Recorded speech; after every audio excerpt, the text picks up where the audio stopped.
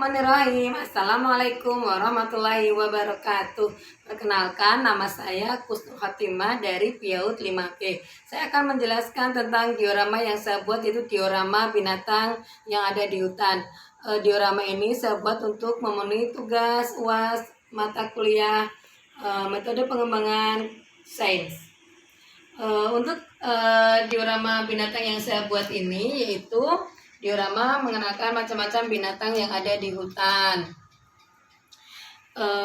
Bagaimana untuk teknik pembelajarannya? Untuk teknik pembelajarannya yaitu yang pertama bisa dengan melalui lagu, kemudian bisa tanya jawab, terus bisa melakukan tebak-tebakan juga. Misalkan dengan melalui lagu seperti ini, ajak anak untuk bernyanyi macam-macam binatang dan menirukan gerakan binatang. Ayo kawan bermain dalam lingkaran, menyebut binatang yang ada di hutan. Binatang apakah itu? Binatang apakah itu? Badanku besar, hidungku panjang, telingaku lebar. Siapa aku? Gajah-gajah namanya. Beginilah jalannya, beginilah jalannya. Seperti itu. Ajak anak-anak untuk mengenali binatang dengan melalui lagu. Tidak hanya gajah yang bisa dinyanyikan, tapi binatang-binatang yang lain juga seperti monyet, kemudian jerapah, singa, harimau, dan lain sebagainya. Setelah itu, ajak anak untuk duduk melingkar. Kemudian tanyakan kepada anak, apakah teman-teman adakah yang pernah melihat binatang yang ada di hutan? Oh, saya Bu Guru, saya pernah lihat. Ada binatang apa aja teman-teman? Oh iya, ada gajah Bu Guru, ada jerapah, pinter. Nah Bu Guru sekarang memiliki ini nih. Apa ini?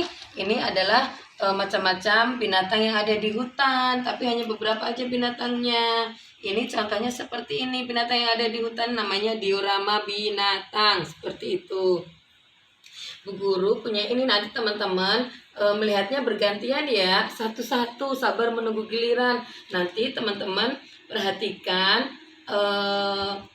binatang-binatang apa aja yang ada di sini. Nanti satu-satu bergantian muter ya. Oke, jadi tidak boleh berebutan. Nah, seperti itu. Kemudian minta anak untuk mengamati diorama Bu Guru dan biarkan dia mengamati satu persatu untuk melihat diorama ini. Kemudian ada anak yang bertanya, apakah ada yang mau bertanya tentang binatang yang ada di sini? Misalkan ada yang mau bertanya, oh iya, ini binatang apa Bu Guru? Oh, ini binatang apa ya? Ada yang tahu tidak? Ini binatang apa ya? Tadi si kakak tanya, oh itu singa Bu Guru, benar, ini namanya singa.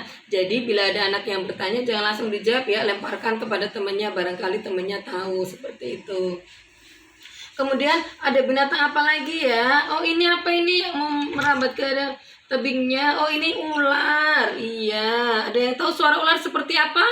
Oh iya Bu Guru, suara ular seperti itu. Iya benar, itu suara ular.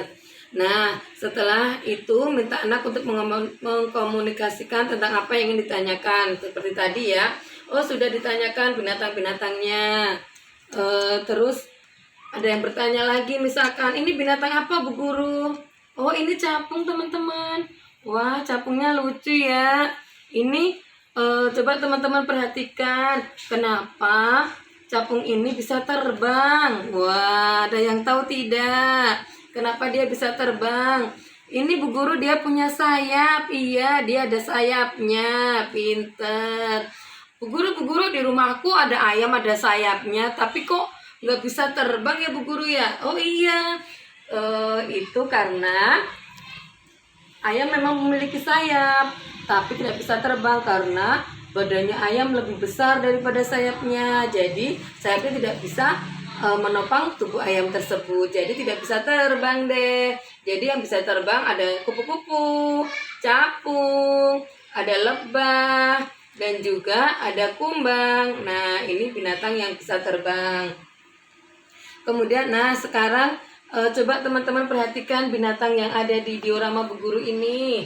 Ada binatang yang kakinya 4, ada apa saja? Nah, di sini minta anak kemudian untuk menyebutkan binatang apa aja yang kakinya 4. Kemudian juga setelah disebutkan bisa juga untuk menghitungnya ada berapa nih? Coba sekarang dihitung. Ada berapa ini? Yang kakinya 4, ada gajah, ada singa, ada badak, ada beruang dan lain-lain. Kemudian tanyakan ke teman-teman semua, siapa yang bisa menyebutkan ciri-ciri binatang? Misalkan, coba kakak sebutkan ciri-ciri binatang jerapah. Saya tahu Bu Guru, lehernya panjang, iya. Badannya totol-totol, sukanya makan daun yang tinggi-tinggi, betul. Ini nih jerapahnya, seperti itu. Nah, kemudian makannya apa ya? Makannya daun, pinter. Nah,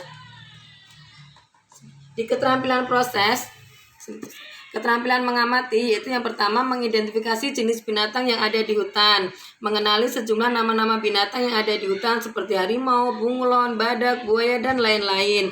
Kemudian mengenali bagian dari binatang yang hidupnya di darat.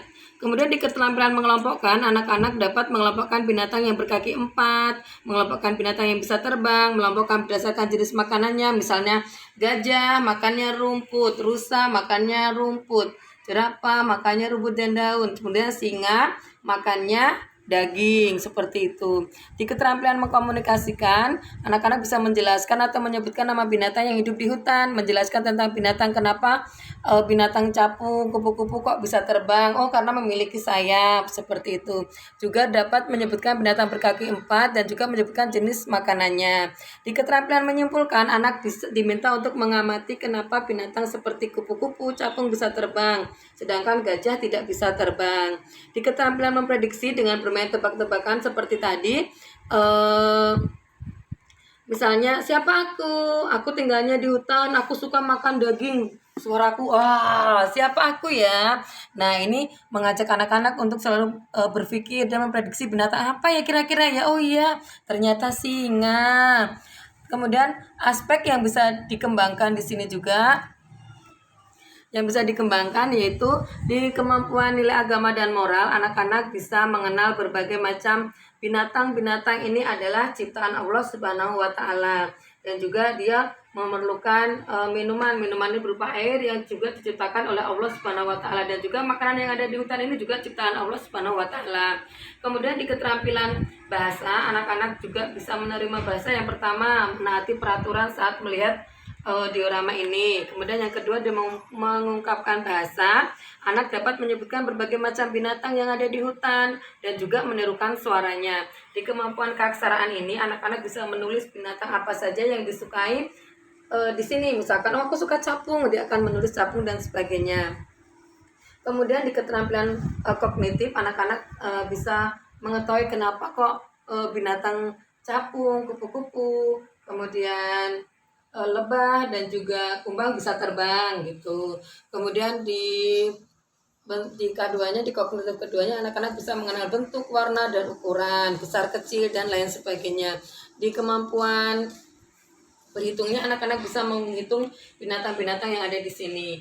Kemudian di kemampuan fisik motorik, anak-anak juga bisa bergerak sesuai dengan menirukan gerakan binatang, seperti itu. Kemudian di kemampuan seni, anak-anak bisa bernyanyi lagu binatang. Di kemampuan sosial emosional, anak-anak bisa bersabar menunggu giliran saat melihat diorama Bu Guru atau memainkan dari binatang-binatang ini. Demikianlah yang bisa saya sampaikan tentang diorama binatang ini. Mohon maaf bila masih banyak kekurangan. Assalamualaikum warahmatullahi wabarakatuh.